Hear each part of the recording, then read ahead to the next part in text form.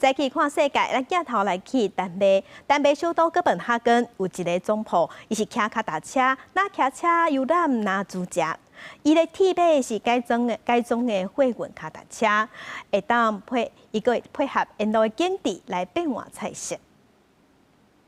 脚踏车总部西沃尔夫带这群爱食的人客开始美食探索的旅程，自哥本哈根的运河边城市风景，一直骑到拢是树林的公园内面，行程真轻松，骑15分钟就会停落。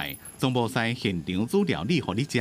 这台2公尺长、有雅斯罗加冰箱的改装货运脚踏车，是沃尔夫的行动灶卡。今仔日传的是分青乳酪北欧披萨、海菜烘虾、斯洛巴达和领导，搁来一个欧洲的冰淇淋。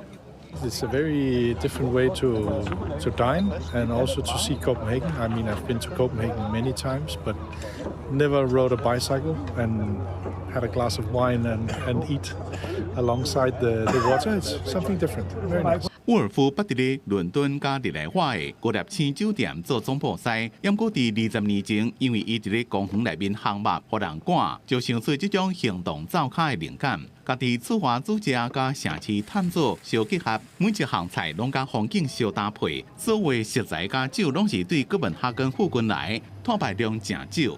I design my tours at the same time as I design my menus. So the tour is a part of the menu. So, for example, the dish with fish or shellfish or seaweed typically could be served by the channels of Copenhagen. 这段旅程总共骑3公里到5公里，时间4点钟。每一遍休困的时阵，拢有无同的风景会让看，有好食料理会让食。哥本哈根有一条真有名的380公里长的脚踏车道，城市对脚踏车优先，和沃尔夫的行动灶卡正利便。公司新闻是会中编辑。